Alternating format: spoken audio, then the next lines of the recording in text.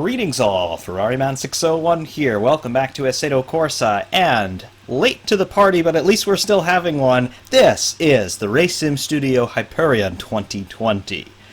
I know that I am doing this incredibly late, and there are a couple of reasons for that. Number one, Race Sim Studio, as of late, have been releasing updates rather quickly after they release many new products. And these are quality of life updates, little optimizations here and there, and sometimes little improvements that just make things all in all better and easier to work with. So, that is the case here with Hyperion. This car came out toward the end of 2020, and, well, it's a huge departure from Race Sim Studio's typical lineup. These guys have done basically pretty much everything in the book apart from road cars. Their versatility is really something to behold, but this was a big departure from the sorts of cars that they have been giving us over the past few years. Obviously, we know that they are renowned for their Formula Hybrid series. They've made other open-wheelers as well, a couple different versions of Formula 2 cars. They have made classic Formula 1 in the RSS Formula 1979, Formula 1990 V12, and Formula 2000 V10. They have made a whole slew of GT1 type cars. They have made a whole slew of GT3 type cars now coming forward. And now they are trying their hand at NASCAR. Now, of course, this is old news, and I'm keenly aware that all of you know that this is old news. Somewhat more recently, and by more recently I mean in 2021, but still not exactly recent at this point, they did release a big quality of life update for this car. One of the things that they fixed, and one of the reasons why I didn't want to do a review of this right out of the gate, was because I knew that they were going to be fixing this, and I didn't want to misrepresent the product moving forward, but reverse was broken. And, well, yeah, reverse in a stock car, hopefully you never use it, but if you do need it, it's good to have. We now have a working reverse, but in addition to that, RSS have given a whole slew of little improvements and little updates here and there in the model, in the texturing, in the detailing work that they're so renowned for. So I wanted to give this the proper gestation period that it deserved before we really did a deep dive into this car, because that is what Race Sim Studio do. They make the best mods in sim racing today, and when they do something right, they really do something right, and when they issue updates, they only ever make things better. So that is what I've afforded them the opportunity to do before I go in and start criticizing everything. So that's the explanation as to why this is coming out in May 2021 and not near the Hyperion's initial release. Be that as it may, what do we have here? Well, those of you who are not of an American persuasion, as is the vast majority of you, per my YouTube analytics anyway, this is NASCAR. And NASCAR, well, it's the National Association for Stock Car Auto Racing. And what's a stock car? Well, it's not what you think it is. It's a car that is a bespoke race car. It's not stock at all. The only thing stock about it is, well, I think you can get a version of the engines that they run in NASCAR in some road cars, but the numbers of those are beginning to dwindle these days. Anyway, RSS are playing with NASCAR, and, well, when they do anything, they do it good, and they certainly have done it good here. What have we got in a car like this? It's wildly different from most of the other content that I feature on the channel, and it's entirely different from anything else Race Sim Studio had done prior. Well, what we've got here is, well, a NASCAR Cup car. The Cup Series is the premier series of NASCAR competition. They have got three major series of on-track paved oval racing with some road courses thrown in for good measure. They got a truck series, they've got a junior car series, and then they have got the Cup series, which is the cream of the crop. It is the Formula 1 of NASCAR. And that's what this car is representing. It's representing the NASCAR Cup series, currently known as the Monster Energy Cup series, but just like everything else in America, even the name of your series is sponsored, so it is the Cup series, to be neutral about everything. What is this thing? How does it work? And why does it do the things that it can do? And why can it not do some of the things that it cannot do? Particularly when we compare it to some of its European brethren. Well, it is a NASCAR Cup car, as we have belabored the point by this time. What do we have in terms of our overall chassis plan and construction? Do we have carbon fiber monocoques? No. Do we have carbon brakes? No. Do we have sequential gearboxes? Not yet. At least not here in the Generation 6 version of the Cup car as we see here. The chassis, it is steel. And a tube frame at that. So we don't have carbon monocoques. We don't even have aluminum monocoques as we saw in Europe going back now into the 1960s. But it's steel. It's a tube frame with a sort of ladder frame construction, making up the main structural element of the car, the spine of the car, if you will, to which everything else is mounted. And then inside all of that, we have got a roll cage, which is made of, hey, more steel. So it's very much a body-on-frame sort of construction. Nothing that you see here externally is structural to the car. There is absolutely no reason why the car needs to look like this in terms of the bodywork that you see, other than that's what the regulations stipulate. So it's a steel tube frame construction with a roll cage bolted in there as an afterthought, not structural to the car, because, well, the roll cage is a very important safety structure. Overall wheelbase on this thing is 110 inches or 2,794 millimeters for those of you measuring in the real dollars. Powering this car, it is a 5.86 liter or 358 cubic inches in American money V8. It is naturally aspirated, no turbocharging or anything like that in the good old USA. In fact, it wasn't all that long ago that these cars still had carburetor induction. So we have fuel injection nowadays, but it's still a pushrod 5.86 liter big V8. However, they do manage to squeeze about 740 horsepower at 9,700 RPM out of these engines. So it's really old technology, and because of that, it's very reliable. These engines very rarely fail in any spectacular manner, although there are some exceptions to that rule. But it's also meant to be cost effective. A pushrod engine, that doesn't really exist anymore in terms of road cars. If you want to find a pushrod road car, you really got to start looking back decades at this point. The double overhead cam, or at very least a single overhead cam valve gear arrangement has become ubiquitous, basically from your economy cars all the way up to your hypercars of the world. So pushrod valve actuation on this thing. It's reliable, it's robust, and it's a well-known proven technology, so it keeps costs down. That engine is mated to a 4-speed manual gearbox, completely manual analog crash box, unsynchronized, of course, plus reverse. So yes, we mentioned reverse off the top. They do have the common courtesy to provide a reverse gear to the NASCAR drivers, but just 4 speeds going forward and then 1 going backwards when things go bad. All of that combines to pull this 3,200-pound car, that's 1,451 kilograms, dry, with no driver, no fuel, no fluids on board. Maximum weight there is 3,400 pounds. That's 1,542 kilograms with the driver and with fuel on board. And that's your minimum formula weight, if you will, in terms of being eligible for competition, not falling afoul of any of the rules. It yields some interesting performance characteristics. We mentioned it's got about 740 horsepower. Depending on your setup in terms of what you've got in terms of the rear deck lid there, it's a spoiler, you can't even really call it a wing, and your gearing, you're going to end up with 310 to 330 kilometers an hour in terms of ultimate theoretical top speed.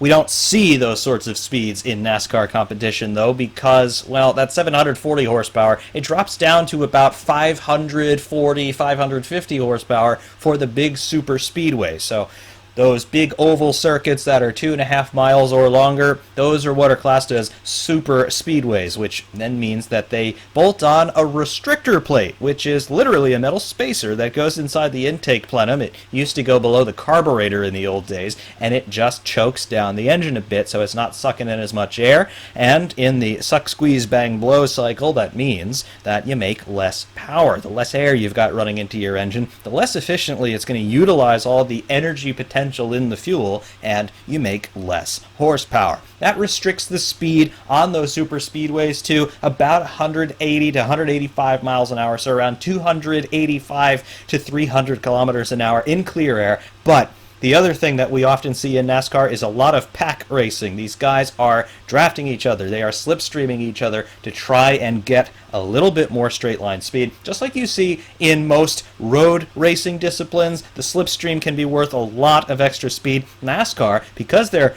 going around ovals and they don't normally have to lift on those super speedways. There are a couple exceptions in the super speedway world, but they're able to stay in that slipstream for several laps at a time. Sometimes they got to pull out because, just like, say, their distant IndyCar or Formula One cousins, you spend too much time in the slipstream, you overheat. They do have to pull out from time to time as well, but that is where they're going to be able to get up to around 310, 320 kilometers an hour, breaking the 200 mile per hour barrier there.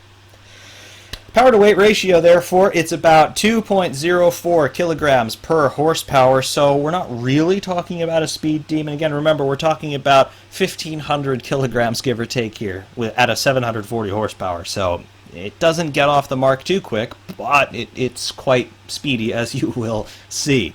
The real difference, though, in terms of the suspension arrangement on a car like this, we just don't have so much of a control of the roll moment and the pitch moment and the heave moment in cars like these. We have got ourselves spring suspension, McPherson-style struts on the front end there, very much like you see on a road car, and they're running through basically just straight up and down shock absorbers there with the strut through a spring that is wound around the outside of the strut, just like you see on most road car suspensions, or at very least the front suspension, and that is what you're dealing with. You're coupling that with a car that weighs 3,400 pounds, and you're trying to do 150 to 200 miles an hour with it, sometimes even going into actual corners on road courses. NASCAR does that too. It's going to mean that the thing is a bit skatey. It's going to be slow to react. It's going to wallow quite a lot. It's going to, well, just not give you the sort of performance that you might be used to, even from other closed cockpit tin top categories like your DTMs or GT3s of the world. Those cars are still fundamentally different, even though superficially they may look passingly similar. The rear end, it's an even crazier story. Look at this. We've got a torsion bar at the back there, and you can see it's even unsymmetrical, and all of that, of course, is by design. But it's just so low tech. We don't have leaf springs back here, before anybody asks, but it's very low tech. And again, it's designed to be cost effective, and it's designed to level the playing field. NASCAR, by this point, if you haven't figured this out or if you don't know this, NASCAR is a spec series. All of these cars are exactly the same. In the real world, we've got different engine suppliers, you may say, although there are some teams that will build their own engines. They don't develop their own engines, however. We have Chevrolet, Ford, and Toyota as engine suppliers in NASCAR, but they're all making the same engines, that 5.86-liter V8, and the cars are all basically identical. The chassis, the bodywork, all of that is homologated, and it's all prescribed in the rulebook. So the teams are not constructors, they are merely buying a race car or leasing a race car that is built to NASCAR's very exacting specifications, and they are going to go and operate the thing and race with the thing, and hopefully you win. Everybody having the same car, as we see in other spec series like IndyCar or in Europe in Formula 2, Formula 3, etc. It makes for some very tight competition in terms of on-track performance, as well as in the point standings, particularly as we head toward the end of the year. Save your comments about how NASCAR actually does their point system, because effectively you have a two-tiered championship system in NASCAR, and it's not fair in my opinion, but it's what they do, and it virtually guarantees that the championship fight always goes down to the final round of the season year after year. Does it drive ratings? It might. In my opinion, it's all very artificial, but I digress. RaceSim Studio, therefore, in dealing with all of this, they really had to go back to school, in my opinion, because they're used to making these state-of-the-art, super high-strung, absolute purpose-built race cars that go fast when they turn right and left, and when they go straight, and when they stop. You drive the Formula Hybrids, any one of them in that series, the performance is absolutely mind-bending. But this thing is entirely different. It is cut from an entirely different mold. This is a car, in terms of the technology on board, that would be far more at home in the 1960s than it is here today in 2021. But here it is. NASCAR, they are developing a new version of their stock car, the Generation 7 car, which is set to make its debut for the first round in 2022. So this is the swan song year for the Generation 6 car, which has been with us basically in an unaltered state since the 2013 Daytona 500. That was in February of 2013. And, well, it's served valiantly. It's done its purpose. It has protected a great number of drivers in some big accidents that have happened over the years. But the time has come to move forward into the future. Next year, NASCAR is going to have sequential gearboxes for the first time ever, and a chassis that's designed by Dallara. That's a name that we have heard an awful lot of in the motorsport world as of late. Dallara actually going into NASCAR next year. That's going to be something to see. However, Race Sim Studio, what do they give us here on the Hyperion 2020? Well, as we've come to expect from these guys, we have got an absolutely immaculate 3D model. Per Content Manager, it shows that we have 196 independent objects, which are all comprised of 418,347 polygons. So this ranks it up there right with Formula 2000 V10 and with the Biro 6 and the GTM series that RSS have done, with some of the most detailed modeling work that they have ever given us. And on a car that looks so simplistic on the outside, you start to understand the attention to detail and the absolute obsession that they show when they're designing these products. You understand just how involved and intense a process that is, because something that has flat sides, there aren't really many ducts or anything, cutouts, there are no wings on this car. You understand the attention to detail and the amount of man hours it must take to put one of these things together, and that to me just shows a whole other realm of appreciation that you can show to this company and this very small team of designers and sound guys and physics guys. Everything that they give us has been a triumph, and this is no exception, and it's no accident either. Taking a little bit of a closer look at some of the details on this car, well, first of all, have a look at the wheel in there. Yes, these are lug nuts, folks, and you'll see that there are 5 of them. NASCAR still using the traditional 4 or 5 spoke lug nut design, and obviously you can see the nuts there going over the bolts there, going through the wheel hub to secure the wheel. Not only do they have all of that, but you can see that we have score marks and scratches and things all over the nuts. Obviously the socket from the wheel gun going on to that, the electric or pneumatic wheel gun to tighten and loosen those nuts. That's going to be chipping some paint off, and you can see the damage there. Obviously you can see damage on the studs themselves as well as on the wheel. Look at this. It's just a steel wheel, not at all dissimilar from what you still get as standard equipment on a lot of road cars. But there it is. It's all mottled and speckled with stone damage and damage from the nuts coming off and from the wheel gun and all kinds of things. It just adds such a level of authenticity and immersion in terms of the details herein evident. It's really remarkable. Pulling out a little bit more, you can see on the side walls of the tires we have got some lettering here, entirely legible text. Fantastic. Obviously we have got our dimensions of the tire in inches. Very cool. We have Race Sim Studio for racing purposes only, not for highway use. RSS, drive fast or go home. I hope we're going to be driving fast a little bit later on here. Very nice. Obviously, moving up, we have got Good Times. That is not at all a play on Goodyear. Nope, not in the least. At the bottom, we've got a set number for the tire there, chalk marks there, and then more chalk marks and a barcode there for the rules makers to yell at you if you do something wrong. And then over here, embossed into the rubber, we have FM601. Wonder what that possibly could be. Moving over to the side panel of the car, this is one of the only little commonalities that we can find with an open wheeler, because obviously that's what I am far more accustomed to looking at. Look at this. It's just a sheet metal protrusion that's extending down. It's bolted down to the little rocker panel here. What is this? That's a skirt, ladies and gentlemen. Believe it or not, these cars are actually generating a small amount of rudimentary ground effect, and they're doing it in exactly the same manners that Formula One did it in the late 70s and early 80s.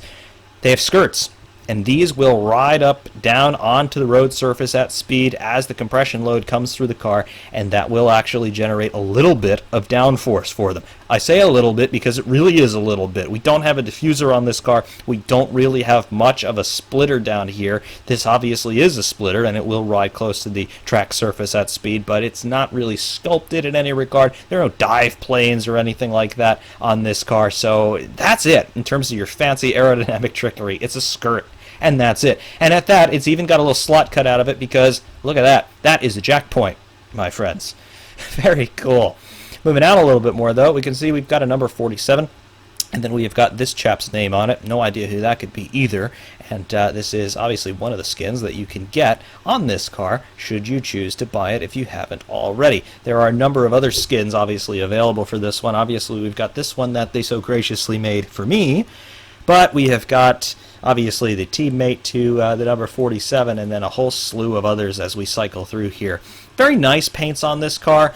In the past, Racing Studio had been criticized by some, not by me, I don't believe, but by some for having some limited paint options on their cars by default, but not the case anymore. We've got quite a menagerie of liveries here, all of which will add quite a lot of color to a full field. I like this one too with, what do they say, RSS Force. Obviously this is a play on the U.S. Air Force liveries that we have seen in NASCAR and IndyCar for the last couple of years, but I like these as well, and that the rivet detail there in the paint really fits the overall complexion of this car. This is a skin that I made for some reason, and that was about it. Very, very cool. So we'll go back to our 47 here, and we'll take some closer looks at this car. Moving around to the other side, obviously we've got a mirror image of what we saw on the left-hand side. Just in shadow here, might be able to pick out a couple of more details, perhaps. One difference here on the left side, though, that we didn't see on the... we're on the right side. The difference that we didn't see on the left, we've got these two openings. What are these? Exhausts. Yep. Despite having two banks of cylinders that have a V8 engine, only exhausting on the one side here, on the right side in this case. So, well, yep, another homologation thing in the rules. Rear valance, though, what have we got? We did mention those skirts, and, well, coming down here through the bottom, and you see how it just sort of kind of tries to flare up, and you've got this opening at the back. Is that a diffuser of sorts? Yeah. Yes, it is. Is it effective? No. Does it do something? Yes, it does. Over the top side, you can see these two little things. Obviously, we have got a proper spoiler here, and I say spoiler because it is a spoiler. This is not a wing by any stretch of the imagination. If you've ever been on an airplane and you've had a window seat on the wing, when you land, you see these things pop up out of the wing. Those are spoilers, and this is a spoiler as well. And what's it doing? Well, it's just trying to keep the rear end on the ground a little bit. It is creating a lot of drag by so doing, but that's what it does. It's not doing anything fancy with the airflow. It's just presenting a wall to the flow to try and slow it down a little bit, create some turbulence up here, and thereby some higher pressure to keep the rear end down. This becomes important when we play with drafting. Another thing that we'll see here that you don't see on too many other cars, this little, not a spoiler, but this is a fence, I suppose you could call it. What's this doing? And why is it only on one side of the car? Well, on the ovals, remember, they only turn left, and they're turning left usually at very high speed. So just like we saw in Formula 1 in 2008 and then again in 2017, and they still try to do it to some extent today with the engine cover design, we saw the shark fins, and what they did was impart a little bit of lateral aerodynamic force into the car through the corners. Same sort of rationale here. Because the cars are only turning left on the ovals, it means that you're only going to be getting an inrush of air from roughly this angle as the car is going around. So you don't need another fence there on the right side of the car, which then means, well, you only have one. But same sort of deal as the shark fin engine covers in Formula 1. You're trying to get a little bit of side force laterally there to try and keep the car rotating in a stable manner. Because when these cars do break free on the ovals at high speed, well, it's going to be a big crash. There's a wall very close by, so any sort of help that you can get to avoid a situation like that is going to be quite welcome. If we go in through the, not door, because there are no doors on a stock car, but if we go in through the window, as the drivers all do when they get on board, And we go into the cockpit. What do we see? Well, first of all, we see that we are just very close in terms of our field of view. But there's the steering wheel. We don't have any screens on it, no rotary switches, no buttons. We have one switch there, and that is an emergency engine kill, I do believe, just in case they get a stuck throttle, because surprise, surprise, throttle cables are still used in NASCAR as well. So just like you had in F1 in the 70s where they had that switch on the steering wheel in case the driver got a stuck throttle, that's exactly what that's for as well. They also have a couple other interesting little ad hoc things in NASCAR to try and alleviate that problem. There's a little lever that is sitting on top of the throttle pedal that the driver can pull against. If he, for some reason, the return spring is broken or whatever, he can still drive the car that way, albeit a lot more slowly and a whole lot more deliberately, but they can work around it that way. Usually you see something like that on road courses only, but it's there. Other things in the cockpit, though, we have got a screen, so a big dash display. In the real world, this would have several different pages that the drivers could select, some of which emulate an actual gauge cluster, but this is the version that RSS have chosen to give us, and I like it, and it tells you all of your important information. Engine RPM, your gear position, you've got shift lights that come up across the top, water temperature, water pressure, amp meter, fuel pressure, oil pressure, and of course you'll have your lap time and you'll have your race position as well. So all of that's well and good. Over onto the left hand side we've got a little switch box here for your ignition systems, battery loops 1 and 2, and then we have, I believe, these are little air management systems. So you have what they call bead coolers in these cars, and what that does is it has there's an electric fan that feeds into brake ducts inside the chassis, and if you're getting a little bit too much heat into one side versus the other in terms of your tire temperatures, you can switch on one of those little bead coolers and it'll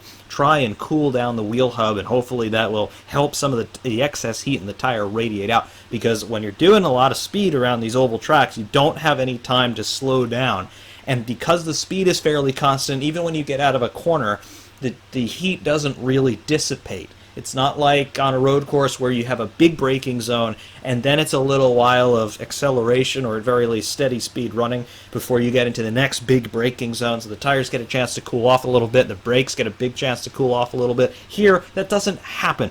Add into that you're going to be running in all sorts of different times of day. Some of these races happen in the middle of the day, #noon. Some of these races happen at night, so you can have a big degree of environmental influence on the temperatures that you're going to be getting in those tires. So any help that they have to control that a little bit better is welcome to the drivers, and they use those systems quite frequently. Over here toward the center, look at this! That's a gear lever, and they have bothered to model a wooden handle on it. It's a pistol grip sort of handle, I would reckon. Very cool for that 4-speed manual box. Then over here we have got more switches. We have obviously our master switch there for our major ignition there. We have the ignition, the secondary box, I guess. And then we have got a starter. We have got, let's see, would that be an engine fan down here, or engine, brakes, gauges, so that's your power to the gauge cluster. And then up on top we have another temperature display there. It's probably a secondary display for an idiot light system or something. And then air conditioning. Yes, there is an air conditioning system in these cars. It's not fitted to the car itself as much as it's fitted to the driver. You'll notice that the helmets that these guys tend to wear nowadays, they've got these ducts that are cut into the top facing rearward. A hose, namely a hose like this one, will go into the top of that duct, and then it will pipe cool air into the driver's helmet. So makes these cars a whole lot more livable. Back here we have got a couple of ignition boxes and batteries, so obviously we have got a big battery there. Do not charge. One hit wonder, I guess. We've got an ignition box here. It's probably, let's see, those are hard lines going into that. Not quite sure. Maybe it's just the way that they're measuring everything. That could be an inverter box for some of the power equipment, for the camera equipment that's going to be running in here, because obviously the car is going to be producing 12 volt roughly DC power, and I'm not sure if the cameras are going to run on DC power at that voltage, so probably step down converter, things like that, whatever. Down here in what would be the passenger side footwell, we've got a fire bottle, so all that's nice. Looks like a big extinguisher there, because sometimes fires happen in these cars and they're big when they do happen, so that's cool. Inside of the window net, NASCAR mandates that all of their race cars run a window net. They don't have solid windows, at least not on the driver's side here. but there is a window net that is fitted, and it's obviously a safety device. In the event of a big accident, the driver is either unconscious or simply can't resist the forces of the acceleration going on in a big spin rollover situation. It's designed to contain the driver inside the cockpit, so point one there. And point two, the window net's also used as a signaling device. In the event of a big accident, if the driver is fine and he knows he's all right and he can get out under his own power, the first thing that they're instructed to do once they stop and they're in control of the situation, pull that window net down. This way the safety crews know after a big incident, and there are often many cars involved in a big NASCAR crash, if they see a window net down, they know that that driver is okay and they do not have to get to him very quickly. They can have him wait until later. He can take care of himself. If the window net stays up after a big incident, then the safety crews know he needs help. We're going to go there first. So dual purpose there for the window net. Otherwise, though, you can see that roll cage structure in here, big steel tube frames that we mentioned before. It's all in here. All of this is part of the roll cage, of course. Even this section over here on the passenger side, all of this is basically analogous to your survival cell in an open wheeler. If anything else is going to fail in this car, it's not going to be this cage. This is the driver's little bubble of safety. And there have been some incidents in some recent years even where we have seen the cars almost entirely destroyed, save for this roll cage. So these roll cages are very strong, and of course they do their jobs quite well. Behind here, you'd almost expect to see some rear seats, but no, we've got a big fuel tank back here, or at least the container through which the fuel tank is then fitted. Over here we have got another air hose. This is just a little NACA duct that's feeding into this hose to bring some ambient air into the car, help the driver cool down. Also probably an intake for the air conditioner system. So that's real nice. And then that just about covers it in terms of what we have got inside here. It's a little bit difficult to get a complete picture because of the depth of field on the camera, but the seat detail is very nice. We can see, of course, that RSS have had some fun with the decaling on there and some of the handwritten work. I like all of that. Just, again, add some authenticity. And then through the front of the seat, very similar to an open wheeler seat in terms of the overall shape and size, but again, it's just fitting into a completely different area of the vehicle. Down through here, we do have some pedals. They don't look totally awesome, but we do have the pedals here, so that's cool. Obviously, you've got your gas, brake, and clutch there, 1, 2, 3, and the steering column going down through the firewall. Looking back, there's the steering wheel, the underside. There's the box for that little switch, and then that's the only electronic bit we've got on the steering wheel. Very nice. Over top down, seat belts, nice.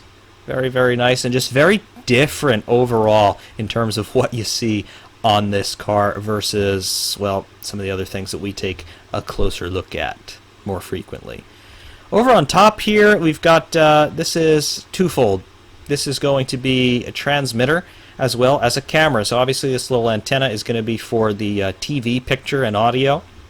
And then inside this fairing there's going to be a camera mounted. So just like you get on open wheelers, there's a little fairing of some sort. In Formula One, they integrate that into the T-bar on top of the roll structure. Over here it's just sitting in its own little fairing on the roof. And then on the onboards you get a view that's kind of macrocosmically similar to this. Very nice. Over top, another antenna there, probably for timing and scoring and GPS tracking, things like that. And then you get these interesting shut lines. What do they do? Well, we're used to seeing innovative solutions on the cheap in NASCAR, and that's exactly what these two little areas are. These are roof flaps. Now, what are they? They are movable aerodynamic devices, but are they for car performance? No, they're not. These are safety devices yet again.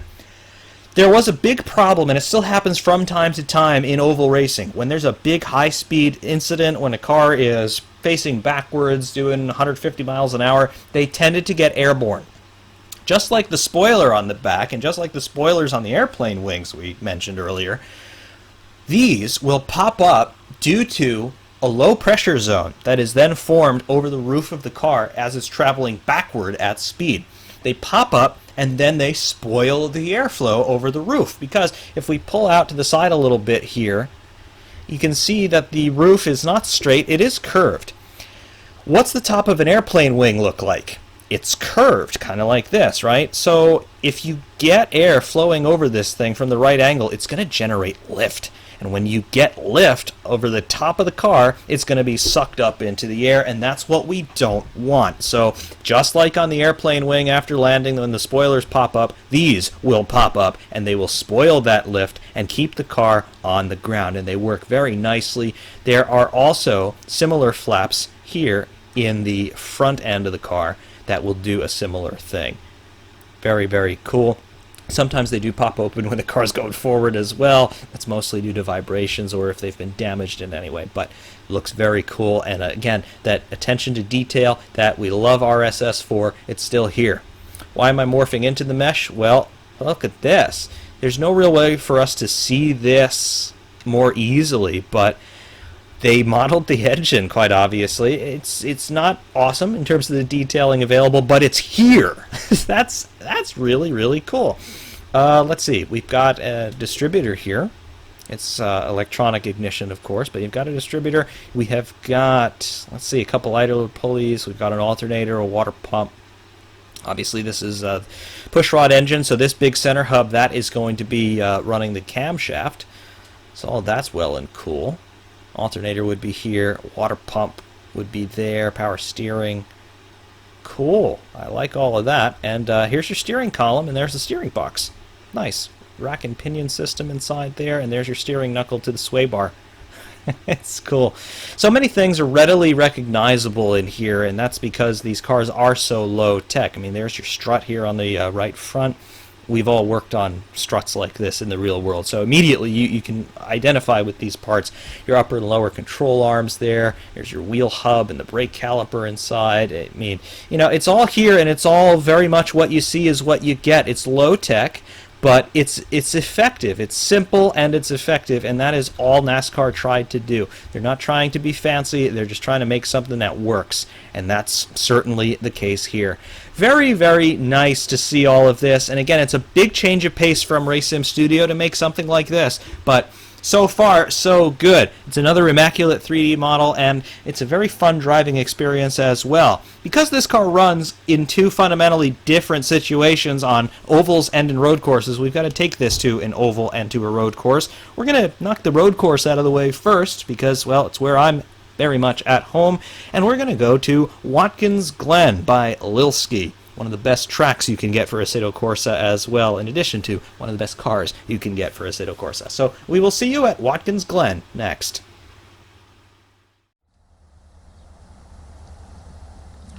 Welcome to Watkins Glen. Before we get out on track, of course, I'll look through the setup screen to show you what's going on here with the RSS Hyperion. Well, first of all, our gear screen here. Nothing fancy to look at, just 4 forward speeds plus our final drive ratio, as you can see. These are all default gearings, and for the most part, they are going to be just fine for what we need, and for the most part, they're going to be just fine for what you need on most oval tracks as well, unless you're really talking about the super speedways with the draft, then you might want to lengthen that final drive ratio a little bit more, but topping out here theoretically at 318, that's going to be plenty more than enough for what we need here. Tires, we have one tire compound to choose from. It's the Slick, and your tire pressures here, default values 25 psi in the front and 23 at the rear. Fuel, everything is zeroed out here to keep the engine quiet, but fuel capacity is 70 liters. And then the engine really starts to make some noise once you put some gas on board. Brakes, brake bias defaults to 68% to the front. You can go as low as 58% or as high as 82%, but we'll keep it at default there, 68. Brake power there at 100. Suspension or alignment screen here for the suspension. We've got camber and toe on all 4 corners there. Default values are shown. The main suspension screen, anti-roll bars front and rear, plus wheel rates and ride heights, as well as travel ranges on all 4 corners. Dampers here. Our bumps are bound and rebound fast and slow for all 4, as you can see. Bump stops here on all 4 corners as well. Basically, this is the maximum travel range there for the suspension. Under various, steering assist, that's effectively your power steering. I never touched this, but defaults to 100. And that's about it in terms of what you've got here for your setup. It's very low tech, it's very Spartan, but it all works just fine. We'll throw some gas here, 70 liters, and we'll go in the cockpit. What do we have here in this cockpit? Well, you can see everything is currently alive, so we can go through our instrumentation that is available to us while I get the pedals up there. Where are they? There we go. Pedals in the lower left now. But I digress. The dashboard. Everything has come to life. First of all, in the upper left of the dash, you'll see that we've got our current lap time ticking away. They just passed 2:55. Front and center, we have got shift lights that will come up. And then below that, we have got a tachometer there showing things graphically. Below that, WATT, that's water temperature. And then below that is water pressure. TB position, that is going to be our race position. There are no other cars with us. Toward the center, obviously, we have got ourselves our gear position, 1 to 4, and it even goes into reverse as a common courtesy. Below that, oil pressure. That will start to change a bit with revs. Below that, our amp meter there to the lower right, 16 volts shown. Engine RPM represented numerically there at 2,500 is where it idles. And then we have got our fuel level there in liters. We've got 70 liters on board. That's about it in terms of instrumentation, and it doesn't really matter all that much because the car is so low tech and everything else is going to be with your eyes and ears. So fine by me. Clutch in, first gear, and we will pull out of the pits here. Clutch is very grabby, as you can see, but you do get it going. Assetto Corsa doesn't have the best clutch physics anyway. Come out here with this very long and narrow pit out here at Watkins Glen. Yellow line ends there. Now we have got the whole racetrack to ourselves.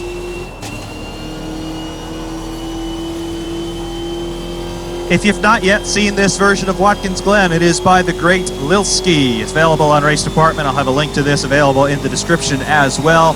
Lilski does some of the best tracks that we have ever seen in sim racing, full stop. They are better, in my estimation, than some of the things that are available professionally from iRacing, and they're just as good, if not better, than a lot of the default tracks that Kunos gave us here in Assetto Corsa. So absolutely fantastic. He has done LiDAR data integration into all of this stuff, so it is really some fantastic quality, some wonderful craftsmanship that Lilski has put into this track, as well as his Road America track that he's also done for Assetto Corsa. Brilliant stuff if you don't have them.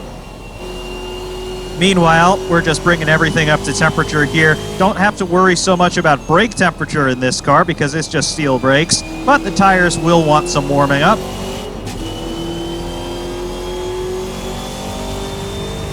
Give it a little bit of weaving, just a touch. Gotta go crazy with it. Into turn one. Turn one's got a lot of run out available on the outside. Right all over those curves once you're at speed. And then into the S's here. This is basically the Eau Rouge Rayon of America in my estimation. It's effectively the same corner, just turns in opposite directions.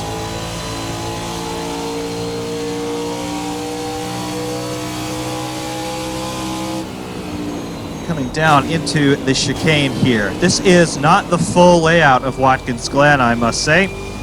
The full layout is what they call the boot.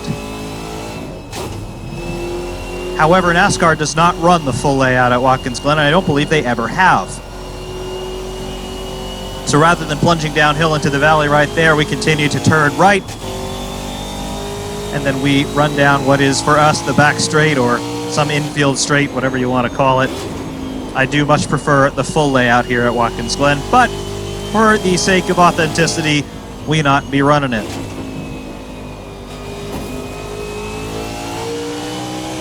Give it some beans now, and watch the pedals. See if you notice anything.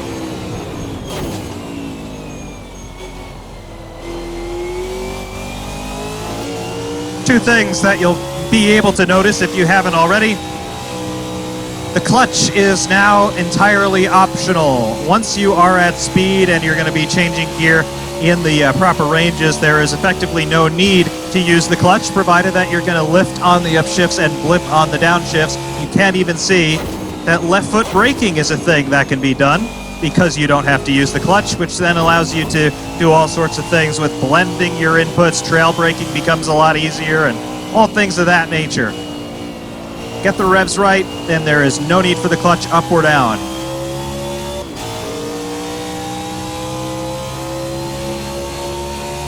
Wind it all the way out here, at 9,200 RPM. Pitch it in a bit.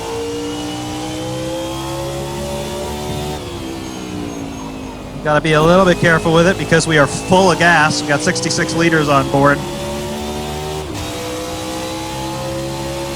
Our lap time here, it's a 12:44.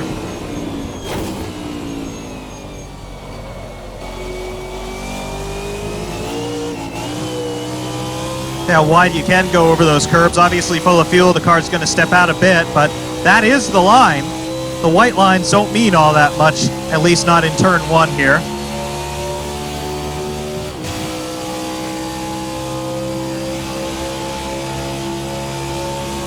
On the brakes into the chicane. NASCAR does run this chicane. These cars feel very heavy going through it, obviously. They bounce a lot. You get a lot of push. Everyone else in the world calls that understeer, but NASCAR calls it push because, well, why would we be technical?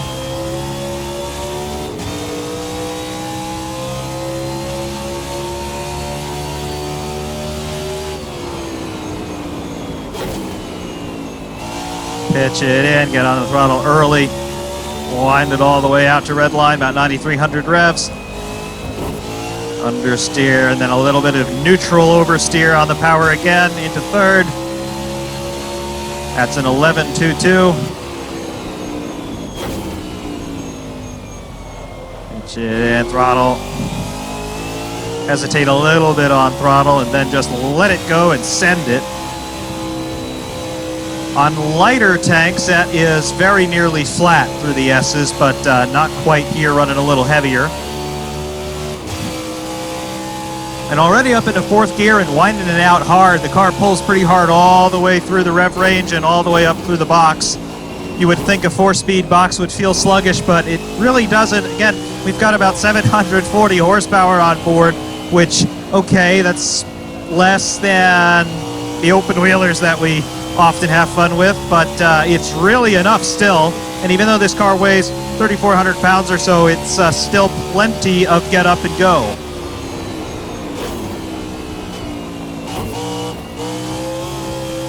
There we go, a little bit of squirreliness getting the power back on.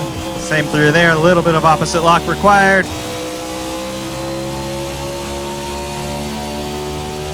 It's a 10.25. Went down a little bit of inside front lock up there.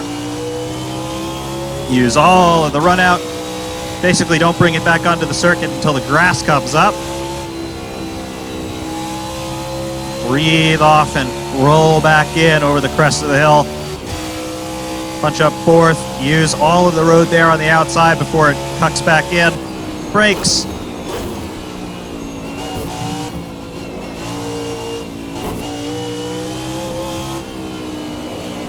Yeah, a little bit of neutral oversteer there. The rear end getting tight as we're trying to get that weight transfer over the front. But everything happens kind of in slow motion with a car like this. Because it's so heavy, because the suspension is not incredibly reactive, it tends to soak up all the forces rather than just transmits them directly into the chassis and into the steering. The suspension is working, but it takes some time to do it, and there's just so much more inertia in terms of all of the different axes of rotation that one considers when driving fast. Simply because there's just so much more mass to be moving around. It takes time. I guess the best sort of analogy I could think of is compare a cruise ship to a speedboat. They both do more or less the same things, but the speedboat can turn on a dime, and the cruise ship is going to take, well, at speed anyway, can have a turning circle of over a mile.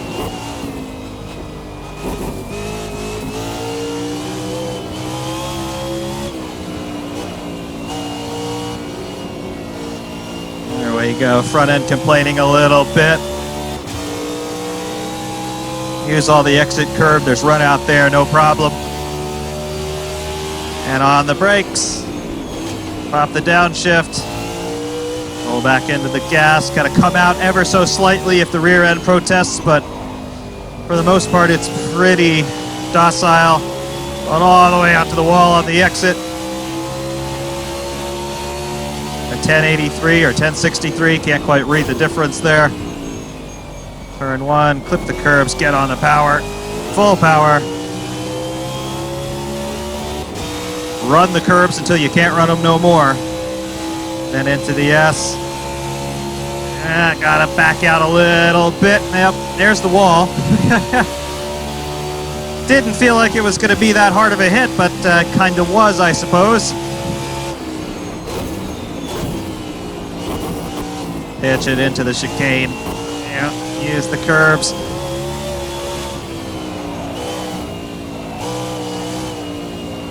Kind of using a little bit of the oversteer to help keep the nose in.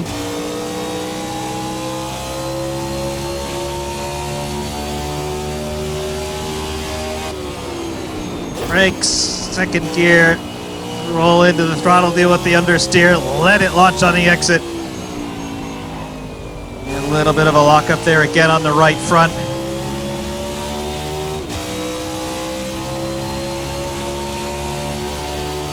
The 989.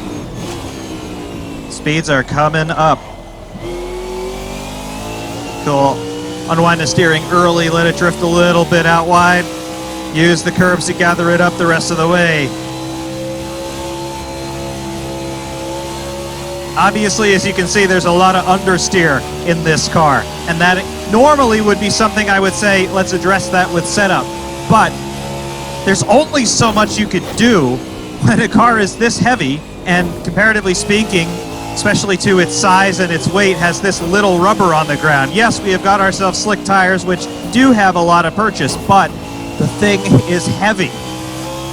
And the engine's in the front, and it's rear-wheel drive, and most of the weight is also up front, which means that, well, you've got an unstable platform fundamentally, and it's not something that you're going to remedy with setup. So basically you're left having to drive around that chassis dynamic of a proclivity to understeer and a little bit of a proclivity to oversteer on throttle on corner exit. It's very much a back-to-basics sort of approach. Well, if you're getting understeer, slow down, unwind the steering a little bit. If you're getting oversteer, back out of the gas. And that is about how you'll hear NASCAR drivers and NASCAR team personnel talk about the driving styles and the dynamics inside the race car. These guys don't have the benefit of live telemetry. So even in practice sessions and qualifying sessions when they are definitely playing with setup, they don't have the ability to call up a menagerie of sensors from the pit wall and see data traces and see what's going on. It's entirely up to the intuition and skill of the driver, which seems to be lacking in this particular circumstance, to spot setup changes and to ask for alterations made to the car to suit the track conditions better and to suit the driver's taste a bit better.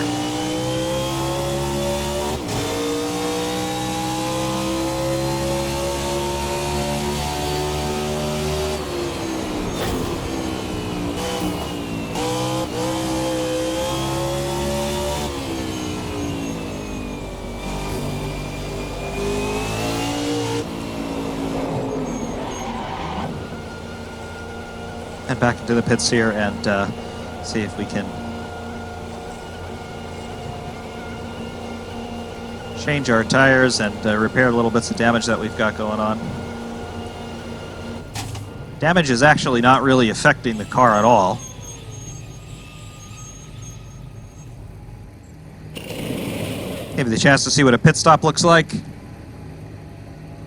Your standard AC animations just slowed down a little bit to make it a little bit more comparable to a NASCAR pit stop. And the rest of the damage repair. It shall not take much longer.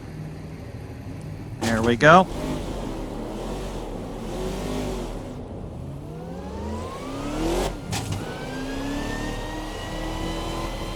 Cold tires again. Just be a little careful of that.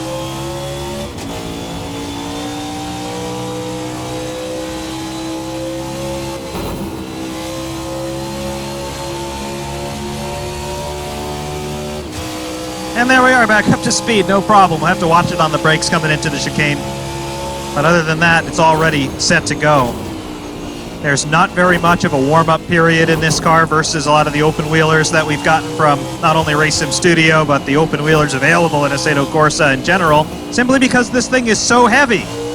it does all the tire warming for you. There's not a whole lot that you have to think about when bringing a set of tires in. It's just watch the braking a couple of times on the road courses, that is. If you're on the ovals, don't try to send it down into the low line so quick, but other than that, no problem. We're already back in business.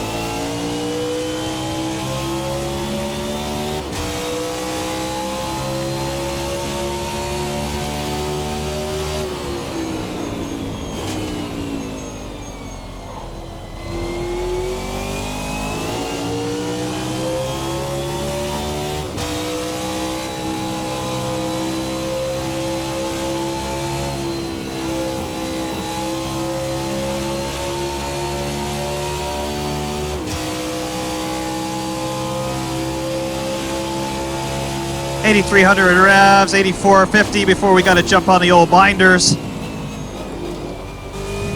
You've probably taken note of the engine sound by now. Race Sim Studio, they have only gotten better and better and better with their sound design. The director and founder of Race Sim Studio, he goes by NK on the internet, Never Crash. He does most, if not all, of the sound design for every product that Race Sim Studio bring out. And for this car, as well as for a couple others that Race Sim Studio are working on and have brought to us already, they commission real-world recordings of the actual cars running. And in the case of this car, that involved getting permission to put recorders onto NASCAR vehicles as they were running in real-world sessions. So the sounds that you hear are, obviously they're synthesized, yes, but they are entirely based on real-world samples recorded from the real deal. And that really shows. You've got a wonderful depth to these sounds, and later on from the hot laps you'll be able to hear them obviously a whole lot more clearly. But there's so much richness, and there's a harmonic quality to them, particularly at the lower and mid revs that you tend to miss in a whole lot of other video game approximations of the sound of a modern stock car.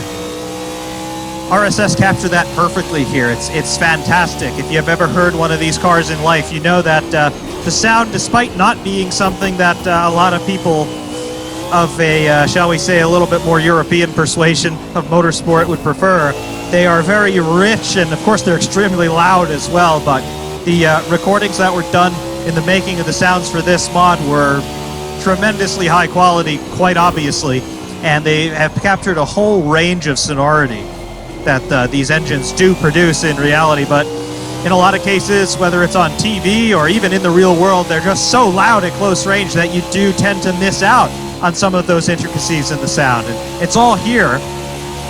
And if you want to key in on any one part of them, well, just play with your audio mixing and post-processing and you'll bring out those mid-range and upper-end harmonics if you want. There's a lot to hear in these sounds.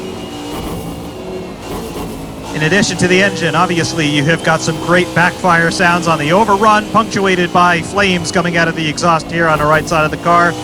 Also got wonderful sounds from the drive line. You can hear great clunks from the gearbox as I'm going up and down through the gears. You've got great driveline sounds as well from the differential. You can hear all of that ratcheting away. It's fantastic.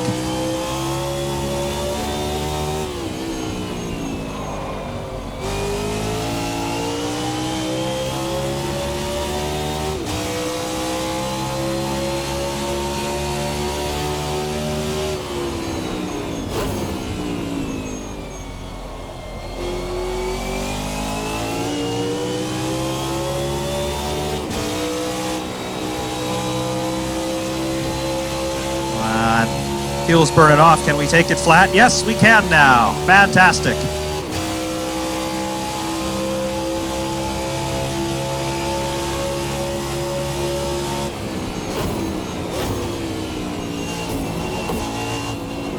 Lots of rattling around there, going hard over those entrance curbs. Lots of bouncing coming over the exit curbs. Play with the throttle, let the front end catch up to the rear end, and then send it through the exit.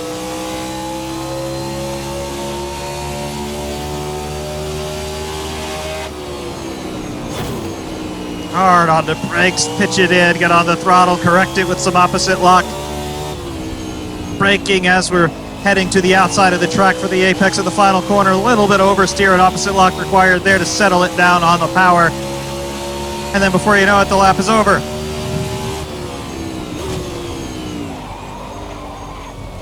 That's a big lockup that time. Yeah. Will we stop it? No. Of course. That's the other problem. When it gets away from you real quick, it gets away from you real quick. And there's no stopping it once it does because, well, there's 3,400 pounds to stop.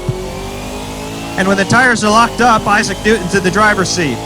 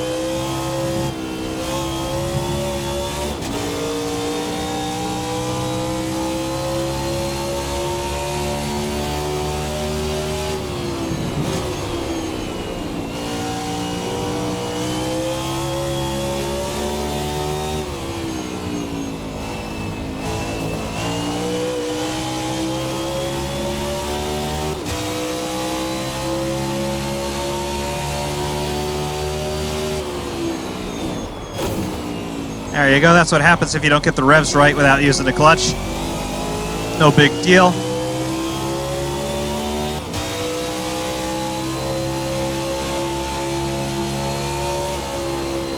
Really come out of that.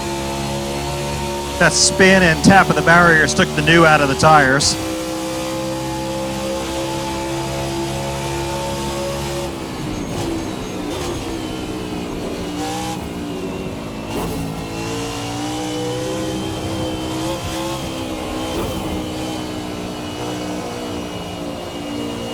Understeer, just hesitate on the throttle until you know it's ready to go.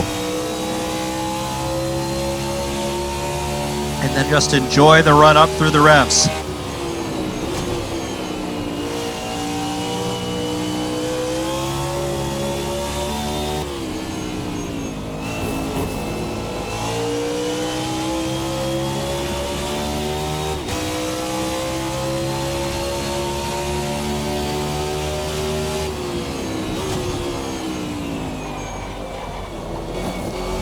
Walk up.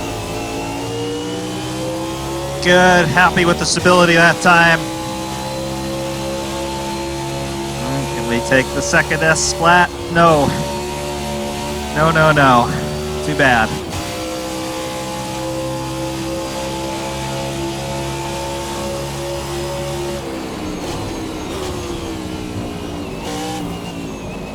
Turning in under braking, letting the weight shift around. It's very dynamic and things can happen quickly, especially right at the limit. Unfortunately, when things do happen quickly, the car doesn't have enough agility in reserve to make the correction happen quickly. So it is just a whole lot better in terms of overall strategy for car control of being conservative and letting the car tell you what it wants to do. It does not take orders very well. The driver has to be very sympathetic.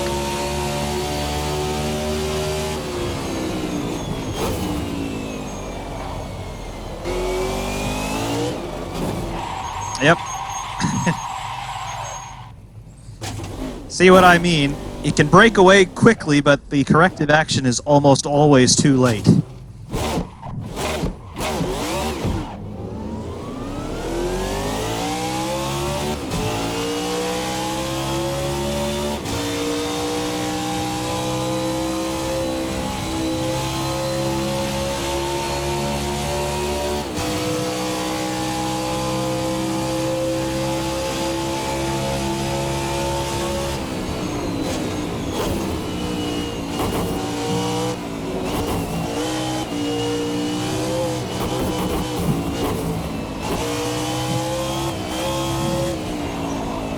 Trying to get the rear end out intentionally. It's kind of working and kind of not.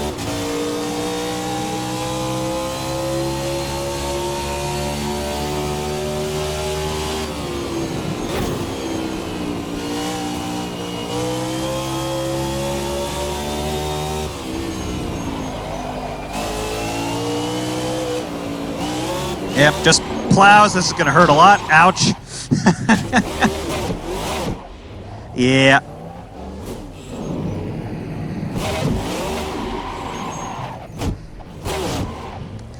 And now that we've undoubtedly sustained some very severe injuries to our legs, steering's all askew. Yep, that was bad.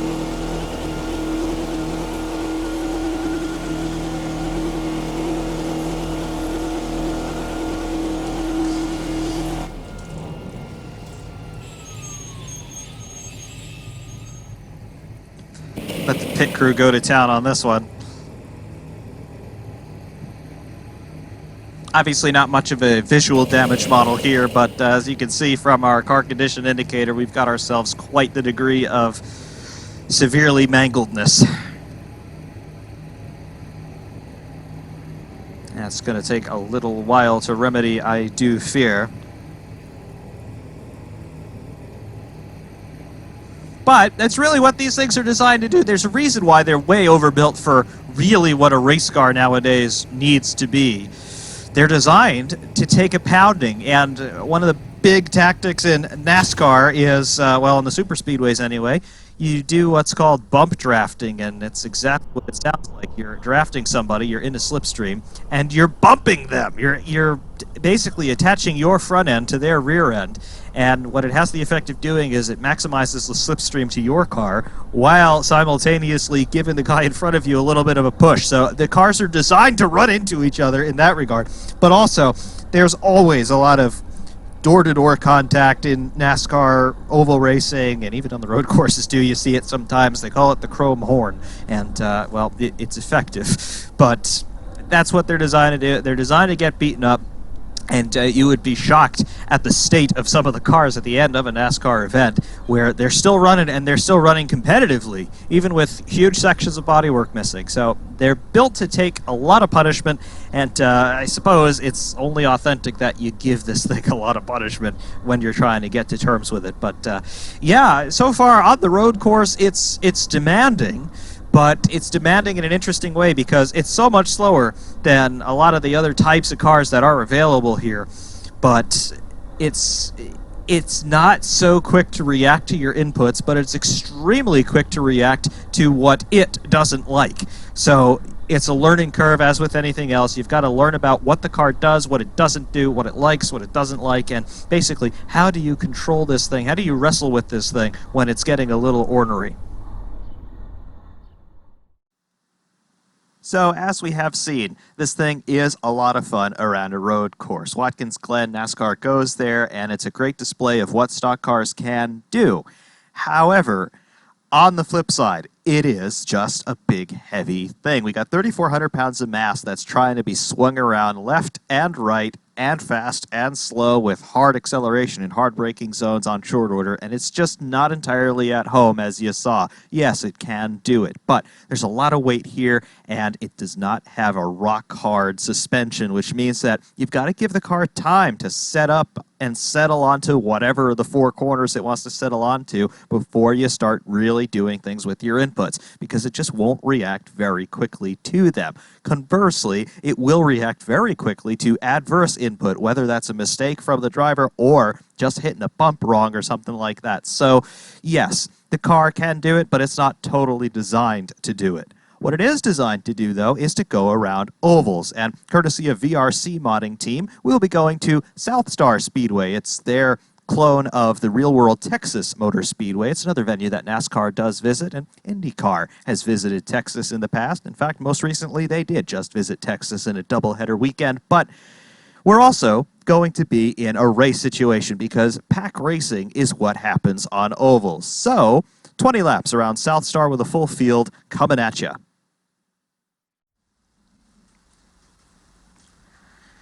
Welcome to VRC Southstar Motor Speedway under the lights here for our demo race here in the Hyperion 2020. Well, as you can see as we fly back down toward the starting grid, yeah, first of all, we've got ourselves a standing start here because Assetto Corsa logic, but yes, we have got a field of 32. It's not the full field of 43 that you would typically see in your traditional NASCAR race. But as you can see, we have got pretty much every variant of the Hyperion here in terms of the liveries, including the one-off experimental livery that I had made, featuring here in this field. And, well, it's an oval. The reason why we can't really do this solo is because you can't demonstrate the pack racing or the draft just by yourself. So we have got 31 other cars with which to draft with, and hopefully we'll be able to make our way up through the field, and hopefully we won't have any tremendous crashes. But if we have any tremendous crashes, at least I guess I'll come out with some good one-liners or something. So, making our way through the field. Yes, we can accelerate a bit. Yep, there we go. We are all the way in the back. This is not me. But this is. All right, so all the way in the back here, you can see the floodlights here, very reflective here in our paint. But yeah, we've got some work cut out for us and a standing start. So that's going to be fun. Setup here, Assetto Corsa doesn't do asymmetric setups, but there are a couple things we can do. We can raise the ride height of the right rear to try and get the car pitched into the corner a bit more. And we can lower the ride height there of our left side. And let's see. Yeah, we'll do that all around. Yeah, so we're just going to be running the right rear really high to try and get a little bit of stagger effect. And we've also done that with our tire pressures as well there on the right rear, markedly higher than anything else. So we'll see if we can get any sort of pitch control there. And hopefully that'll help the car turn left. Aside from that, though, all the same that we had prior, let's see what we can do. Standing start here.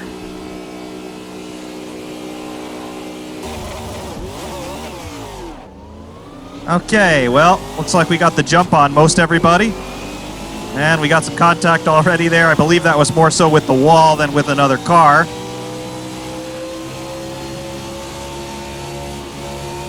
Okay.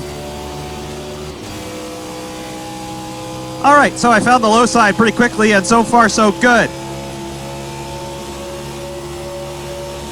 Got the stroboscopic effect going on there. That's pretty cool. And we don't have any cautions, so if there is a big accident in front of us, we're only going to know about it after we're on top of it.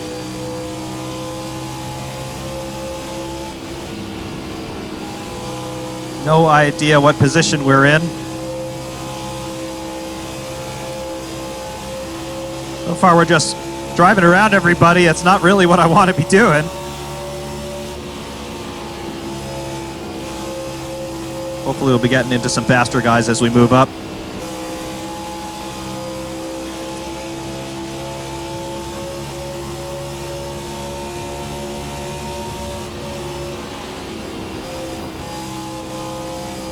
All right. Had to gather the car back up there for a moment, but we should be back to position ourselves now. Now we can see that slipstream effect starting to happen. I am slightly concerned about the right rear tire being so high on pressure to begin with. That's a big incident, whatever happened there. Looks like somebody got flipped the wrong way around.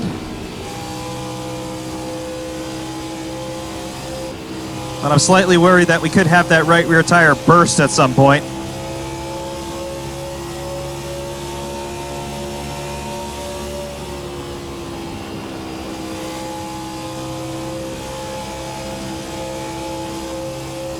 Right. Yep, we got a car stopped there in the tri-oval. The yellow flag comes out for like less than a second. That's helpful.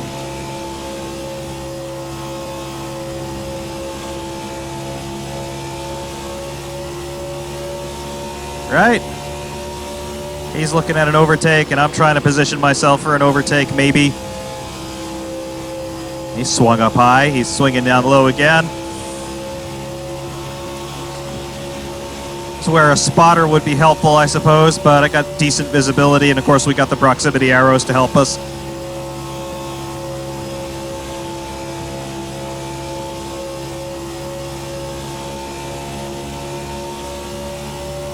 Alright, look at how we just suck up to the back of him. Having to go low, I scrub a lot of speed getting down and staying down, but We might just edge him at the line, and I think we do. All right, he's still there. He carries more speed in that middle line.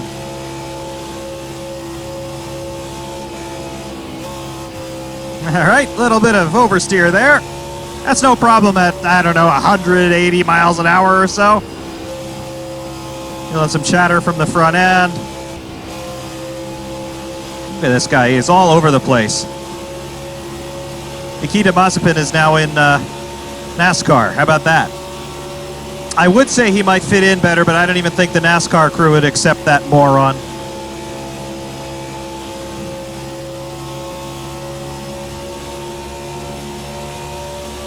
Let's see. I'm going to look to the middle, see if I can power out. A little bit, not much. All right. Tagging the wall there. I think we had all four off the ground. All right, you number 74, whoever that is. Everybody who made the call got on the skins. So who are you? Duffy, Mr. Duffy. I believe I've actually talked to you on the RSS Discord. But yeah, Mr. Duffy, move over. Let me by. Ah, he actually listened. How about that? All right. Next victim.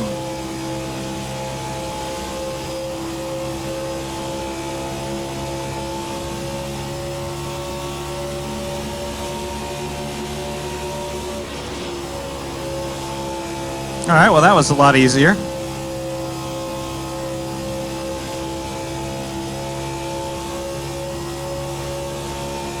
Still have no idea what position we're in.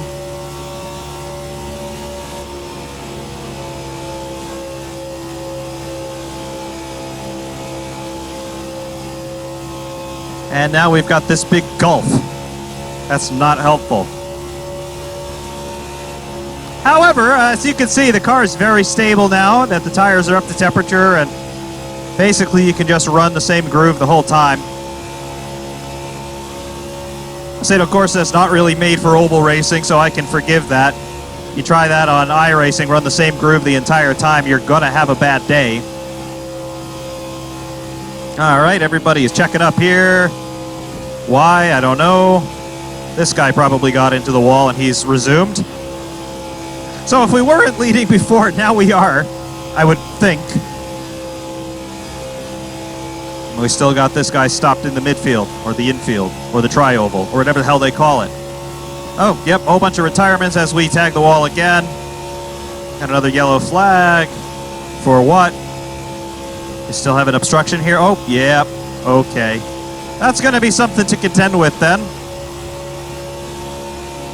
Apparently all those retirements are due to an almighty accident that must be happening now on every lap. We'll see if we get any more retirements. Nope. Almost another big accident directly ahead of us.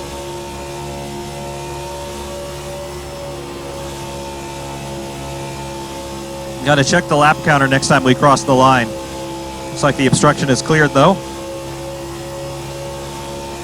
If the 14 flips to 15 when we cross the line, we're the leader. I think we are, but we need to confirm this. Let's see what it does. We are the leader, okay.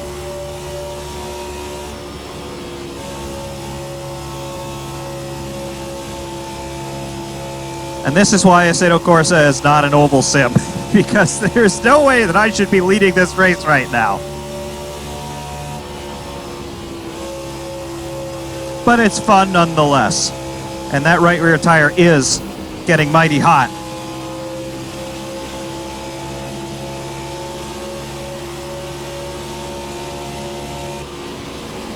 I can feel that. Well, we got 4 laps to go. Hopefully it'll hold.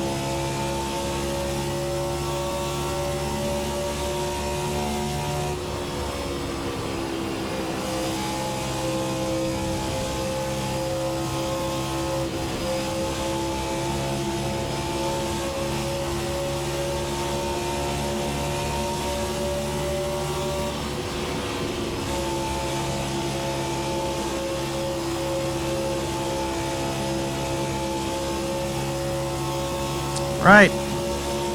Everybody hold station here. All right. That's exactly what I didn't want to happen, but it just happened. Ah, I almost made it. Ah, man. However, I think we're still in the lead.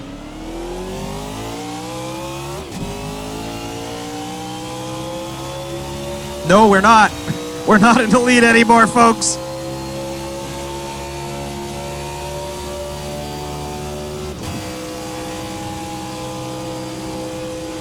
All I can hope is that somebody else took more damage than I did.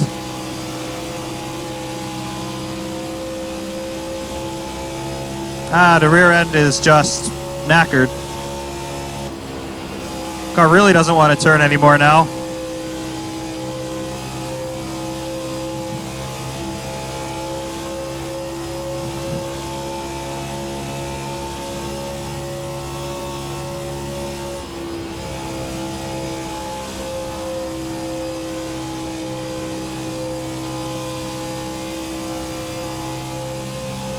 Let's see, we got right rear damage. That's part of the reason why this thing doesn't want to turn anymore.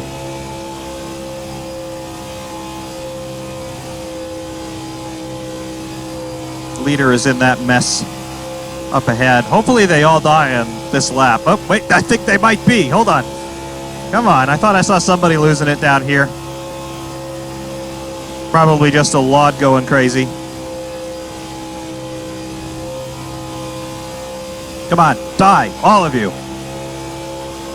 Nope, not gonna happen.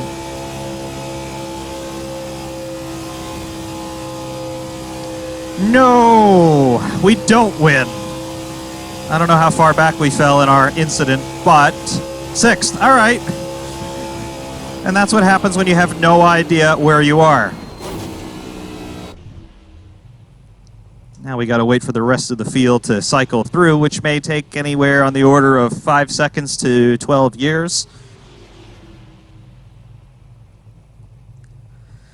And we'll come up with ways to fill the air, perhaps some Aidan Millward smooth jazz. No, it's not going to happen. There we go. All right, so we were only behind by 4.5 seconds there in the end, so that big accident didn't really affect us that badly. I beat myself. Look at that. I beat myself, and apparently I'm Spanish now. All right, I'll take it. I could deal with that. I am okay being Spanish. Anyway, the rest of the field here, how many finished? Not too many finished. P22 is not classified with having a gap. And then P28, that's Mr. Duffy. 28 through 32 are completely not classified. Lap 3, lap 10, lap 10, lap 15 for Mr. Duffy. All right. All right, I can accept that. I can totally accept that. That's not too bad. What are the lap times doing here?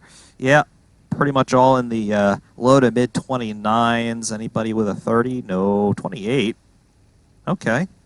Fastest lap was a 28.9. Okay.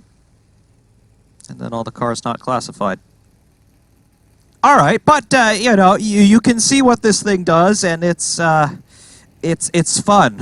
I'm not going to say that the oval experience is particularly compelling in terms of immersion or realism, whatever you want to call realism, but it's fun. And obviously the car is more than capable of giving you some fun on an oval. If you really do take the time to sort of dial in a setup, and if you go to some of the other oval tracks that are available here in Assetto Corsa, there's a good version of Daytona, which is fairly compelling, I gotta say. It's all right. It's just all right. I mean, it's not to say anything derogatory about what RSS did. It's more to say that Assetto Corsa just is not an oval sim. It was not designed to be an oval sim. It was never designed to run ovals to any extent. Yes, you have Monza with the banking, but it's not just a standalone oval. There's a whole road course that's attached to it. So, it's fun. but that's where it ends. If you're okay with it being fun and you just want to have the experience of driving it, fine. Obviously, though, if you want to race this thing, leagues, it might be a completely different story, but against the AI, no. No prayer whatsoever of having anything realistic happen. It's just an absolute demolition derby, as you can see. I started last, I led, I got taken out by somebody else doing a Mazepin, and I finished 6th. So what can you say? But it's fun, and I've got to say, as an overarching theme, that's what you get with this car in whatever situation you put it in. It's fun.